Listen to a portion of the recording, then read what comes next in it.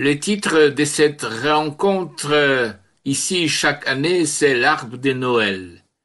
La première femme, Ève, accueille le fruit de l'arbre du jardin appelé Éden, malgré que Dieu l'avait averti et l'interdit de le faire. Et c'était la catastrophe, le drame, la tragédie de l'histoire humaine. Elle a entraîné son mari Adam à cette faute originelle, et nous naissons tous comme mortels, et la mort est notre héritage premier. Mais Dieu en a une réaction de pitié, et il a planté l'arbre de Noël, la Vierge Immaculée, une femme spéciale qui a porté les fruits nouveaux et merveilleux, Jésus. Béni soit Jésus, le fruit non seulement des entrailles de cette dame, mais encore de l'esprit et du cœur de la Vierge Marie. Fruit merveilleusement noble de cette mère pour être issue de la maison royale de David. Plus noble pour être sortie du ventre sacré de Marie. Très noble pour être sorti du sein adorable du Père éternel. Le fruit délicieux en la beauté de la foi catholique, plus délicieux en l'odeur de l'espérance chrétienne, et très délicieux en la faveur de la charité. Fruit utile pour le salut du monde, plus nécessaire pour les grands nombres de personnes humaines, dont il produit le salut, en leur conservant de ces précieux gages de la vie éternelle. Le fruit abondant, à ce que tous en peuvent être nourris, plus nourrissant en ce qu'il peut les rassasier tous, très abondant en ce qu'il ne peut pas être épuisé. Les fruits d'humilité, pour abattre l'orgueil. Fruit des charités pour combattre l'envie et la jalousie. Fruit des douceurs pour étouffer la colère. Fruit de diligence pour aiguillonner la paresse. Fruit de libéralité pour mettre hors l'avarice. Fruit d'abstinence pour réprimer la gourmandise, fruit de continence pour bannir la déshonnêteté et l'impureté, fruit de vie pour l'abolition du péché originel, pour l'expiation des fautes nouvelles, pour la guérison de la nature humaine, pour la réconciliation des dieux avec la famille humaine. Fruit enfin, comme la nourriture pour l'âme, pour l'adoucissement du juge courroucé et juste, pour l'affranchissement des peines préparées, pour qu'on mette à leur juste place les choses temporelles, qu'on ait le désir grand des réalités éternel, pour le progrès et l'accomplissement en chaque bonne volonté de la vie spirituelle, pour la multiplication des membres de l'Église militante sur la terre, pour le remplissement de cette partie de l'Église qui est déjà triomphante au ciel, et pour la partie de l'Église souffrant au purgatoire, pour l'acquisition de la gloire perdurable. Oui, béni soit cet arbre de Noël, qui est la mère de Dieu, qui a donné un si bon fruit, qui a été cueilli sur un si bon arbre.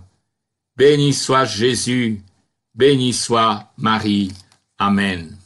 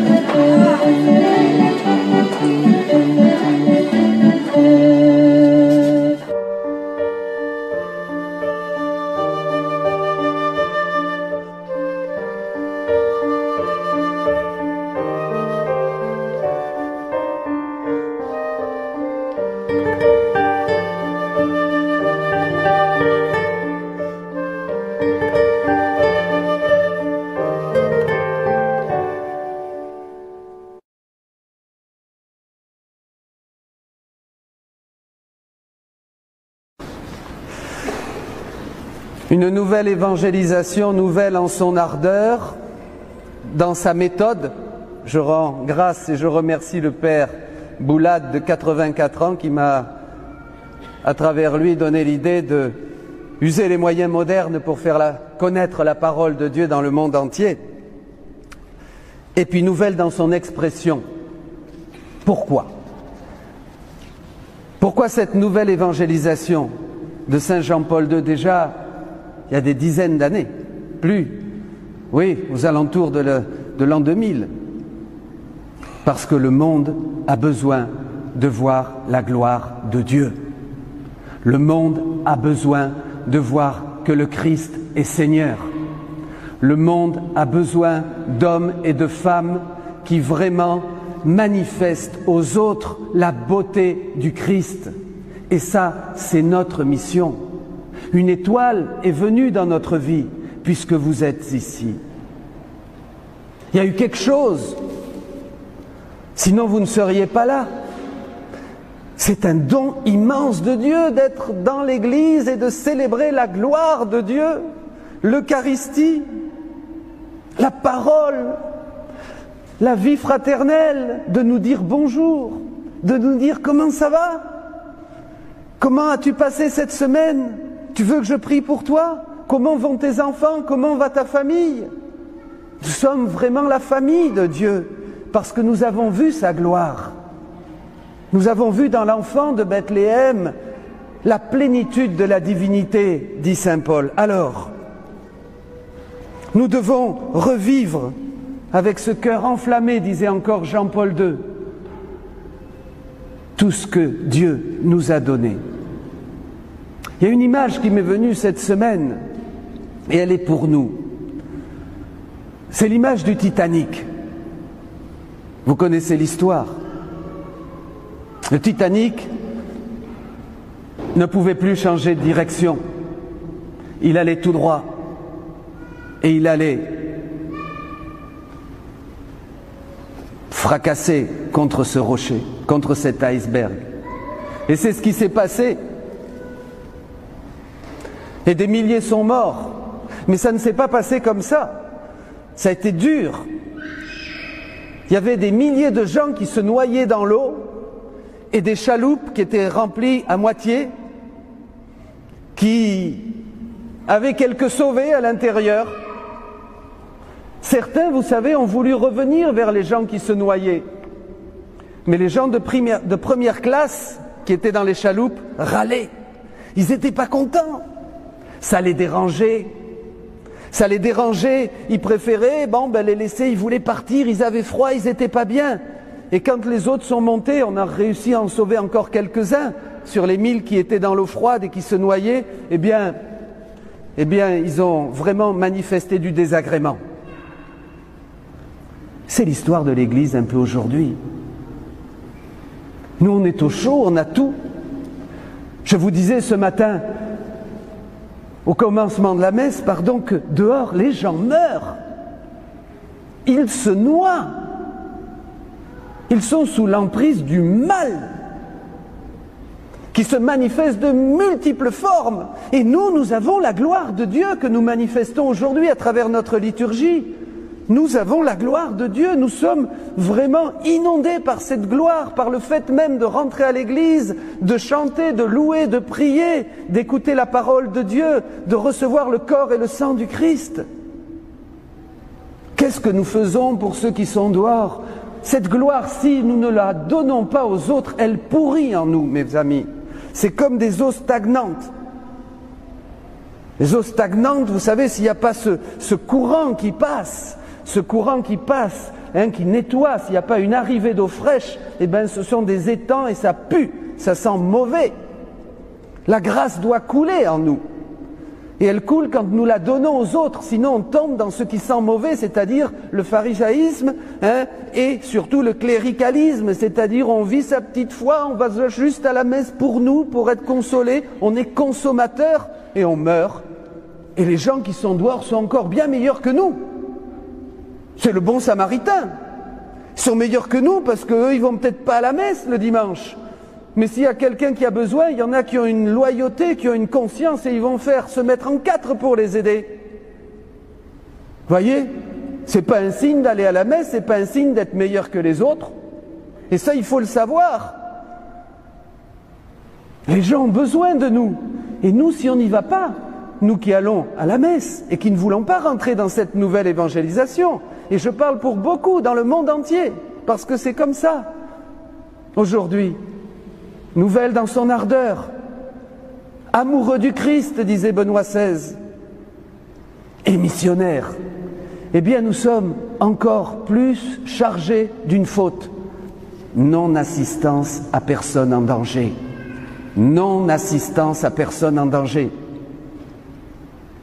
Nous laissons mourir les autres.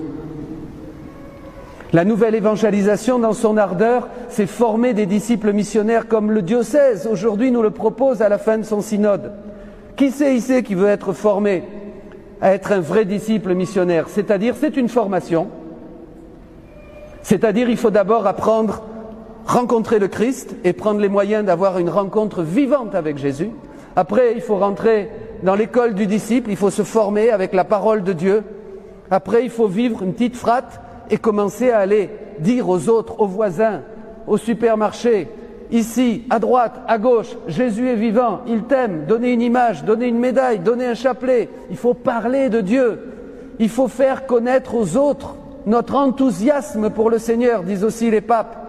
Notre vraie folie du cœur pour Jésus, dira Jean-Paul II dans sa lettre encyclique apostolique sur le nouveau millénaire. Une vraie folie du cœur.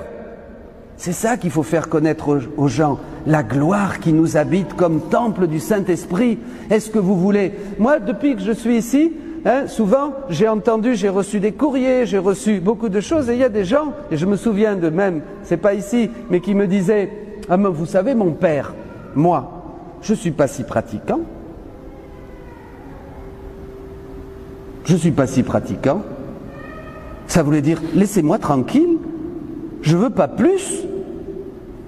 Je veux pas me fatiguer pour Jésus. Je veux me contenter de ce que j'aime, c'est-à-dire ma petite foi. Bon, je sais pas, parce que la foi doit être très vivante, c'est-à-dire faire ça, mais je veux surtout pas qu'on me dérange. D'autres vous diront, ah ben moi je veux plus être au caté, je veux plus faire le catéchisme, ça me fatigue. Maintenant non. D'autres vous diront, là je peux plus. Vous voyez, tout ça c'est le cléricalisme, tout ça c'est ce qui tue notre Église. C'est pour ça que depuis déjà Jean-Paul II jusqu'à François, jusqu'à notre cher pape François, eh bien, le Seigneur nous pousse à nous former, il nous parle de 1000 manières pour que nous devenions ces porteurs de la gloire de Dieu que nous contemplons dans la crèche de Bethléem, ces porteurs du Christ, et que nous allions vers les autres pour faire aimer Jésus, pour le faire connaître, et c'est là qu'on devient chrétien. L'essence de l'Église est missionnaire. L'Église n'est que missionnaire. Le chrétien n'est que missionnaire. On ne peut pas exister pour nous-mêmes et vivre seulement dans la consommation des sacrements comme ça. Ça n'existe, ou la petite prière perso, ça n'existe pas. Notre identité est missionnaire. C'est-à-dire qu'on n'est chrétien que quand on communique la foi aux autres, par la bouche, par le geste, par la parole, par la vidéo, par la radio, de toutes les manières. Nous sommes des Jésus vivants. Vous comprenez la gloire que nous recevons, la gloire que nous contemplons à la crèche de Bethléem. Cette gloire, comme dit l'apôtre Paul, nous transforme de gloire en gloire par la puissance du Saint-Esprit qui habite en nous. Nous devons tous irradier la gloire de Dieu, et je le demande à tous les chrétiens en cette fête de l'épiphanie, de la manifestation de la gloire de Dieu, que tous les chrétiens du monde, que dans toutes les paroisses, nous soyons ces missionnaires, ces disciples missionnaires. C'est ça que Dieu nous demande aujourd'hui, c'est ça qui va lever la France. Parce que vous avez des gens aussi qui vont vous dire « Ah, c'est très beau ce qu'a dit le Père, mais ça ne change rien en ma vie. » Est-ce que vous voulez changer cette année?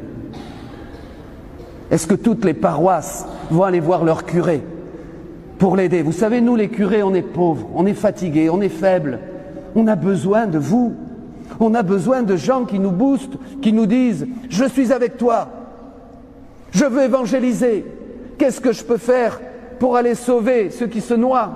Donne-moi une bouée, donne-moi un canot, donne-moi quelque chose, forme-moi. Je veux être sauveteur de mes frères. Je veux aller les chercher là où ils sont, au marché, ici, à droite, à gauche. » Est-ce que vous voulez? Est-ce que vous voulez? Combien d'entre vous, cette année, en 2018, voyant l'état lamentable dans lequel sombre notre vie spirituelle dans nos paroisses, combien d'entre vous vont aller voir leur curé et lui dire « Je veux me bouger pour Dieu, je veux faire quelque chose pour Dieu, j'ai encore de la force, j'ai encore je ne veux pas passer ma vie à être et m'enterrer dans ma médiocrité. Je veux décider d'être ce que demande depuis 3 papes l'Église et ce que demande notre diocèse ici à Bordeaux. Je veux être un disciple missionnaire. Je veux me former à la parole de Dieu. Je veux apprendre à gérer la parole de Dieu dans mon cœur, sur mes lèvres. Je veux la donner aux autres. Je veux qu'elle soit une puissance de l'Esprit Saint quand je la donne à mes frères et sœurs. Je veux apprendre à prier. Je veux apprendre à intercéder. Je veux apprendre à communiquer le Christ vivant. Vous êtes tous capables. Il y a un potentiel en nous extraordinaire. Et regardez, je reviens aux mages. Déjà les mages, et je terminerai avec ça, déjà les mages expriment ce que des philosophies, ce que des astrologues et d'autres astronomes peut-être, enfin il y a plein de choses sur les mages, quelque chose qui habitait l'humanité, quelque chose qui habitait le cœur de l'homme, de se dépasser, de trouver une science qui transcende tout et qui donne accès à la vérité. Ils avaient ça. Chez les mages, il y a toute cette philosophie, tout ce qu'il y a dans nous, une aspiration à quelque chose de grand, de beau, que le Christ va nous donner. Jésus.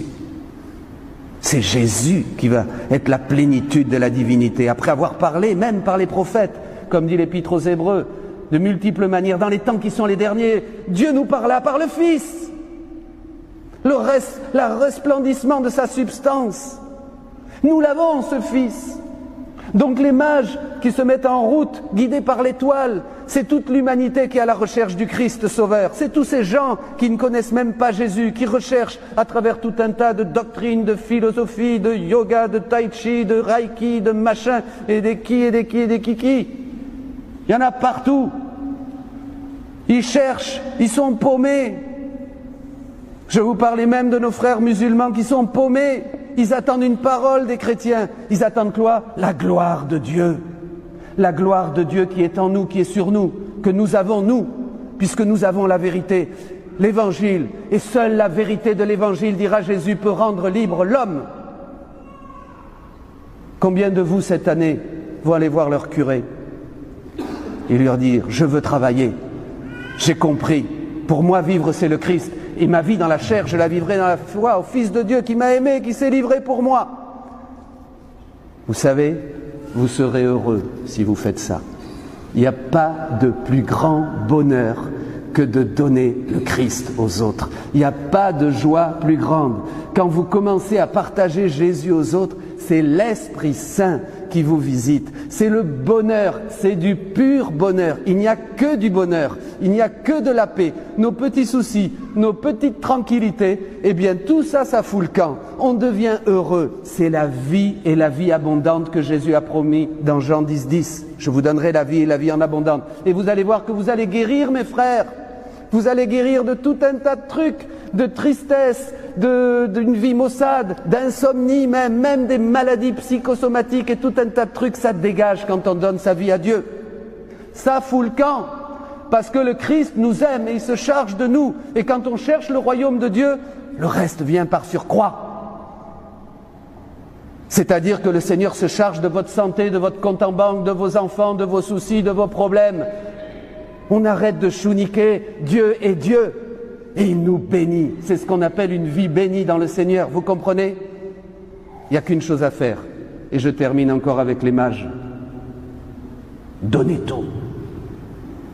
Donnez tout. Ça ne veut pas dire se faire curer aux bonnes sœurs. Tout donner au Christ, c'est pour tout le monde. Donnez vos soucis, vos préoccupations, vos angoisses. Même dis-lui, Seigneur, fais ce que tu veux avec mon argent. Il est à toi de toute manière. Qu'as-tu si tu ne l'as pas reçu d'en haut? Arrêtez de vous faire des soucis, donnez tous vos soucis à Dieu, il se souciera de vous, dit Saint Pierre. Vivez la parole de Dieu, donnez tout au Christ, à genoux. Je me donne à toi, je me livre à toi, je ne veux plus rien que toi, tu es ma seule richesse, toi qui de riche étais, tu t'es fait pauvre pour m'enrichir. Dit la Bible, donnez tout, et vous allez voir, vous serez tous porteurs de la gloire de Dieu que vous contemplez aujourd'hui, que nous contemplons dans le mystère de l'Épiphanie. Vous allez irradier Jésus, vous allez être lumineux, nous allons être lumineux, nous allons avoir des paroisses lumineuses, des chrétiens partout, des disciples dans toutes nos paroisses. Allez voir vos curés, dites-leur, je veux travailler pour le Seigneur. C'est ça qui va lever la France. Alléluia. Bénissons le Seigneur.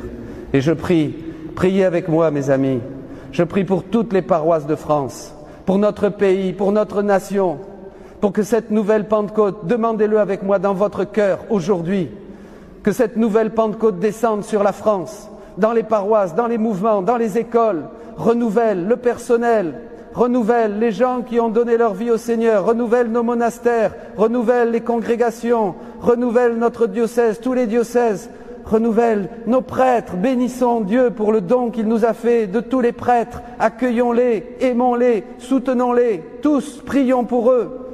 Pour nos évêques, bénissons Dieu pour nos évêques.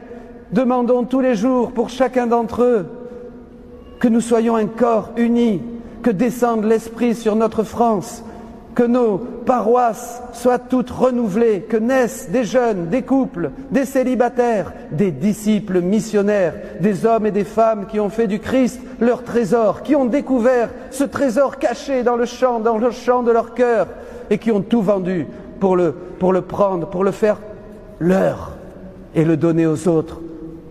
Dieu fera le reste. Il ne nous demande pas grand-chose.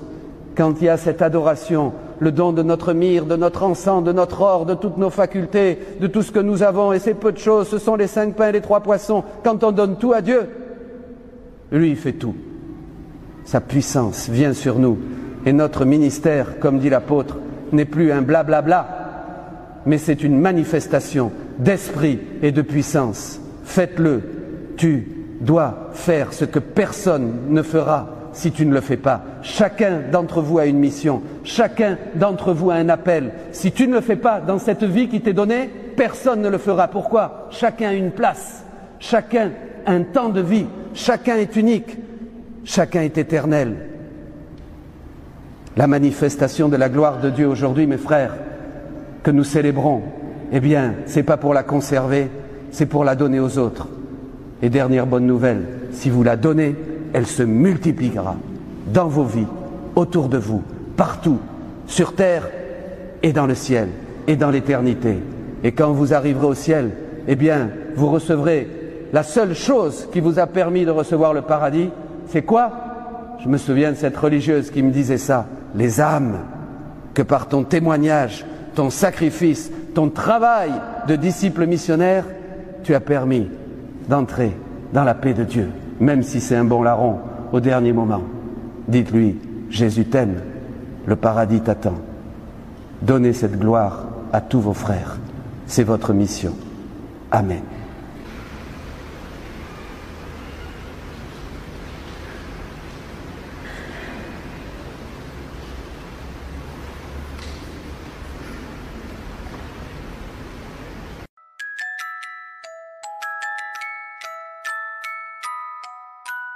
Ô Marie, dans ton grand manteau, garde-nous comme un berceau. En tes lieux, rends-nous purs et beaux, pour la venue de ton Jésus. Alors bonjour, choisi de Jésus. Il me fait plaisir aujourd'hui de vous souhaiter un joyeux Noël. Une grande fête arrive très bientôt et c'est la naissance de Jésus. Et je souhaite qu'il naisse dans chacun de vos cœurs, que l'amour vous transforme et que ça puisse rejaillir sur tous ceux que vous aimez, vos proches, vos familles, vos amis. Je souhaite aussi que la nouvelle année pour vous soit vécue dans l'humilité, dans la confiance et dans l'abandon, qu'il va prendre soin des moindres détails dans chacune de vos vies.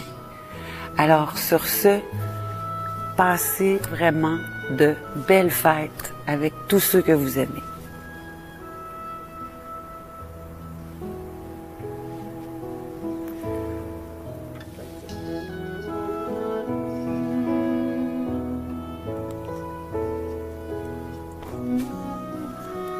Bonjour, chers choisis de Jésus.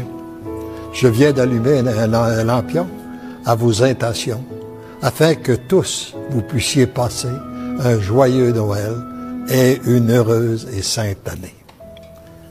À cette période des fêtes, lorsqu'on arrive en décembre, beaucoup de gens sont préoccupés par une chose, l'achat des cadeaux. À qui on va donner le cadeau? Des personnes qu'on aime, qu'est-ce qu'on peut bien lui choisir pour qu'elle puisse être heureuse?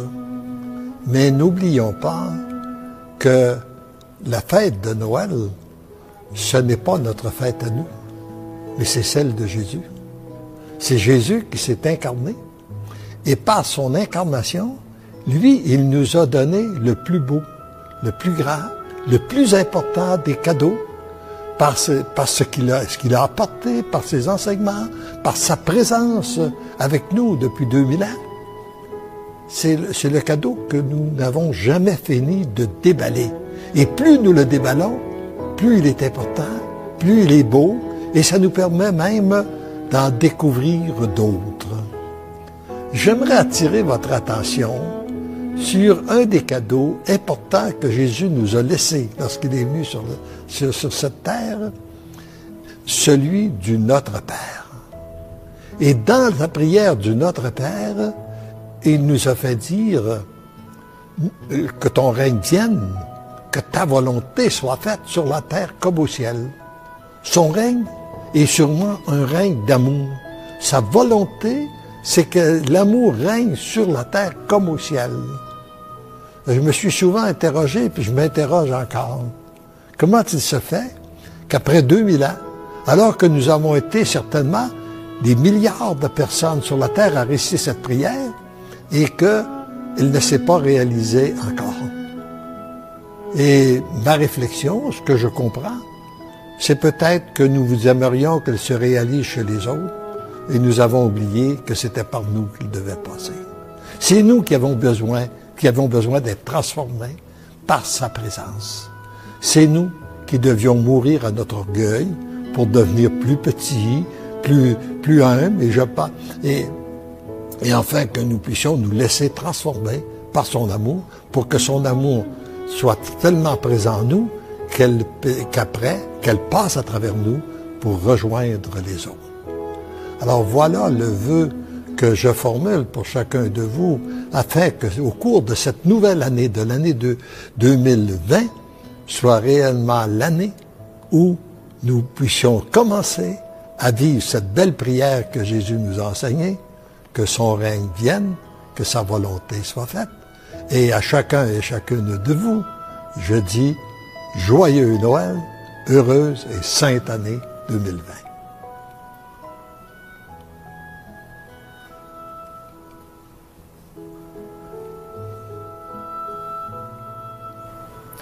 Bonjour. Noël. Noël, c'est synonyme d'une grande fête, d'une grande joie. Eh bien, en ce temps de Noël, je vous souhaite d'accueillir cette joie, parce que c'est en accueillant l'amour que la joie vient. Fait que pour ce temps des fêtes, je vous souhaite à vous, à vos familles, vos amis et tous ceux que vous portez ici dans votre cœur, que vous puissiez vivre la joie en abondance. Et je vous dirais même contagieuse. Je vous souhaite un très joyeux Noël et une excellente année remplie d'amour. Parce que l'amour vous aime, vous devenez l'amour.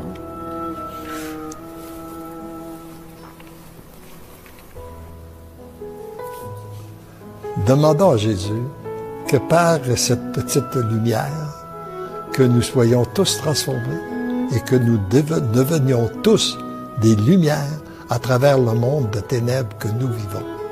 Et ainsi, ça va permettre à une multitude de personnes de découvrir une nouvelle paix, une nouvelle joie et un nouveau bonheur.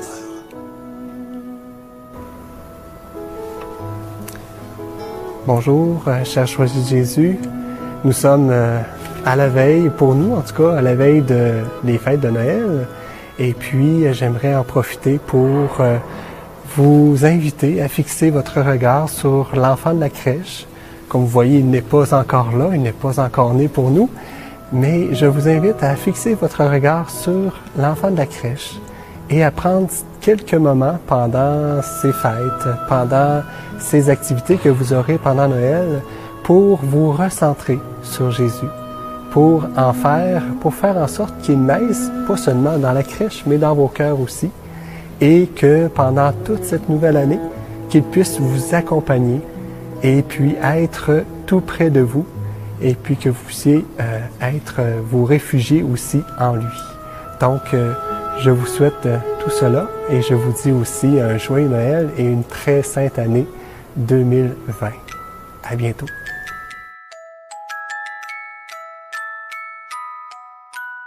Ô Marie, dans ton grand manteau, garde-nous comme un berceau. En tes lieux, rends-nous purs et beaux pour la venue de ton Jésus.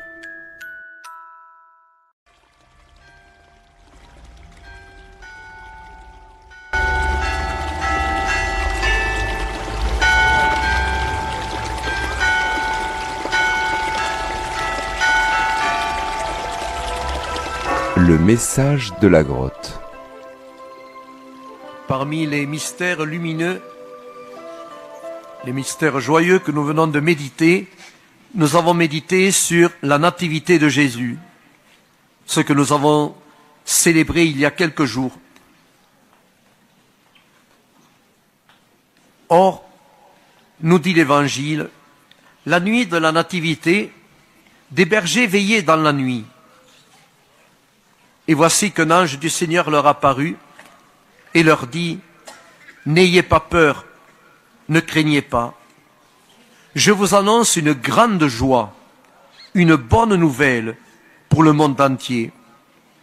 Aujourd'hui, vous est né un Sauveur, le Christ, le Seigneur. » Lorsque l'ange annonce à Marie qu'elle va concevoir de l'Esprit Saint, « Tu vas enfanter un fils, tu lui donneras le nom de Jésus, il sera grand, il sera appelé le Fils du Dieu Très-Haut. » Et lorsque Joseph a décidé de répudier Marie, l'ange lui dit, « Joseph, ne crains pas de prendre Marie, ton épouse, chez toi, car l'enfant qu'elle porte en elle vient de l'Esprit Saint. Tu lui donneras le nom de Jésus, ce qui en hébreu signifie « Dieu sauve », car c'est lui qui sauvera son peuple de ses péchés. Et ici même, dans ce rocher, Marie est apparue plusieurs fois à Bernadette, 18 fois. Et plusieurs fois, dit Bernadette, plusieurs fois, avec insistance, Marie, avec le visage triste et l'air grave, a dit « Pénitence, pénitence, conversion, conversion, priez pour la conversion des pécheurs. » Autrement dit, à Lourdes, Marie nous rappelle qu'elle est la mère du Sauveur, celui qu'elle nous a donné, Jésus, le Sauveur, Dieu qui sauve. Peut-être nous l'avons oublié, peut-être que ça ne nous intéresse plus, peut-être que nous avons d'autres soucis aujourd'hui, parfois des soucis normaux, des soucis qui encombrent notre vie. Mes frères et sœurs, est-ce que nous avons le souci le plus important? Il en va de notre bonheur pour toute l'éternité ou de notre malheur pour toute l'éternité. Ce n'est pas moi qui le dis, c'est le Christ dans l'Évangile. Est-ce que nous avons le souci de notre salut éternel? Est-ce que mon salut éternel m'intéresse encore aujourd'hui? Est-ce que j'ai le désir d'être sauvé pour toute l'éternité et d'être heureux pour toute l'éternité, de partager la gloire de Dieu, son honneur et sa joie pour toute l'éternité? Je le répète, c'est le message de l'Évangile. Ce n'est pas moi qui l'invente. Jésus nous avertit plusieurs fois dans l'Évangile, tenez-vous prêts, c'est au jour et à l'heure, vous n'y penserez pas que je viendrai vous chercher, tenez-vous prêts. Est-ce que je serai prêt le jour où le Seigneur viendra me chercher? Et pour ça, il n'y a pas un jour particulier. Il n'y a pas un jour où je pourrais dire au Seigneur, pas aujourd'hui parce que j'ai quelque chose d'important à faire ou je reçois des gens importants, alors passe un autre jour. C'est au jour et à l'heure où vous n'y penserez pas que je viendrai vous chercher. Et il n'y a pas d'âge particulier. Le Seigneur nous a donné des années à vivre et il nous dit, tenez-vous prêts parce que je veux ton bonheur éternel. Est-ce que nous avons conscience que Dieu nous a créés pour l'amour, pour être heureux pour toute l'éternité? C'est le projet de Dieu pour chacune et chacun d'entre nous. Voilà pourquoi il nous a envoyé Marie à Lourdes, pour nous redire, convertissez-vous, convertissez-vous, revenez au Christ, mettez Dieu dans votre vie. Ne privez pas vos enfants de ce cadeau unique au monde. Tant de parents privent leurs enfants du plus beau des cadeaux de Noël, le Christ, Jésus. Et on voit à quoi mène une jeunesse ou des enfants à qui on a interdit de parler de Dieu ou à qui on n'a jamais appris à connaître le Christ. Et ces jeunes n'ont plus de sens à leur vie. On les amuse de tout, on leur permet tout, et on a oublié le plus important, de leur dire que leur vie a un sens et que le Christ les aime et il est venu pour eux. Alors oui, peut-être que certains se demandent de quoi j'ai besoin d'être sauvé. Tout va bien dans ma vie, j'ai pas besoin d'être sauvé. Eh bien, c'est perdre le sens de notre vie. C'est oublier que nous avons une blessure grave en nous qu'on appelle le péché originel et qui fait que nous ne sommes pas parfaits, que nous avons besoin sans cesse de revenir à Dieu, de revenir sur le chemin de Dieu. Marie est venue ici nous le dire, laisse-toi aimer par celui qui est mort d'amour pour toi sur une croix. Ce n'est pas pour rien que le Christ est venu à notre rencontre. Ce n'est pas pour rien que Dieu, en son Fils Jésus, a osé se faire l'un de nous, à prendre un corps d'être humain comme nous, à venir dans notre humanité, demeurer chez nous, vivre avec nous. C'est qu'il y a une raison importante. Et Dieu nous le dit dans la Bible, tu as du prix à mes yeux. Je t'ai créé par amour et je veux ton bonheur pour toute l'éternité. Alors pourquoi tu prends des chemins de mort et de ténèbres? Pourquoi tu ne crois pas à moi? Pourquoi tu veux te couper de moi? Soyons honnêtes, aujourd'hui, même des chrétiens prennent des chemins opposés au commandement de Dieu, à l'enseignement de l'Évangile et de l'Église, ils prennent des chemins de ténèbres. Même des chrétiens osent aller dans le sens des idées du monde d'aujourd'hui, contraires à la foi, contraires à l'Évangile, contraires à l'enseignement du Christ et de l'Église.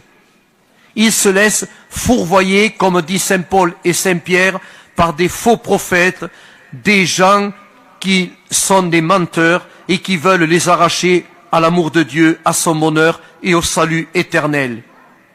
Alors, frères et sœurs, ne nous laissons pas berner par les faux prophètes et les menteurs du monde d'aujourd'hui qui veulent nous faire croire autre chose et qui veulent nous couper de Dieu, de son amour et de son bonheur.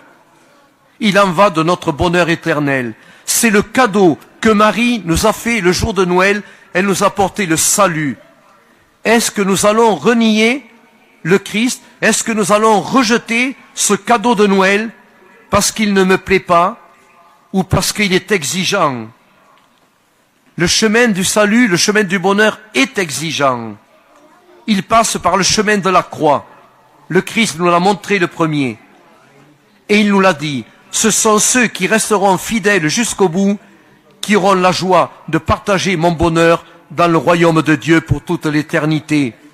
Alors, frères et sœurs, ne prenons pas à la légère la visite de Marie à Lourdes qui est venue nous dire pénitence. La pénitence, c'est pas une punition.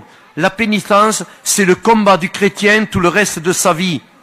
C'est combattre contre les forces et les puissances du mal qui veulent nous arracher à Dieu et à son amour et au bonheur éternel et au salut éternel. Marie nous a été envoyée, et mieux, c'est au pied de la croix du Christ qu'il nous l'a donnée pour mère, parce qu'il sait que nous avons besoin de cette mère du ciel pour être sauvés et revenir au Christ. Jésus est descendu par Marie, et c'est par Marie que nous rejoindrons le Christ et que le Christ nous conduira au Père. Et voilà pourquoi Sainte Bernadette disait, il faut prier la Vierge Marie tous les jours. Celui qui prie la Vierge Marie tous les jours n'a plus à avoir peur, n'a rien à craindre. Elle est notre Mère du ciel, laissons-la nous prendre par la main et nous conduire au Christ. Alors, frères et sœurs, ayons le courage, ayons la joie, ayons l'honnêteté d'être des chrétiens debout et convaincus, et non pas de nous laisser écraser par les faux prophètes d'aujourd'hui, ceux qui nous prônent des mensonges à trous de bras et qui attaquent Dieu et l'Église.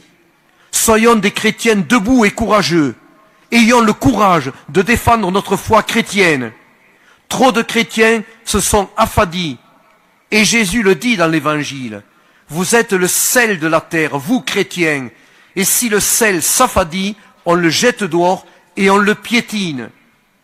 Et si aujourd'hui l'Église est piétinée, c'est parce qu'il y a des chrétiens qui n'ont plus le courage de se dire chrétiens et de vivre en chrétien, qui cachent leur foi et qui ont honte de leur foi et qui se sont affadis. Il y a des chrétiens, ils n'ont plus besoin de Dieu aujourd'hui. Alors, ayons la joie d'être chrétiens et portons au monde la bonne nouvelle de l'enfant de Bethléem, la bonne nouvelle que Marie est venue nous offrir au monde le jour de Noël. Oui, prions beaucoup la Vierge Marie et demandons-lui de nous donner la force et le courage d'être chrétiens jusqu'au bout.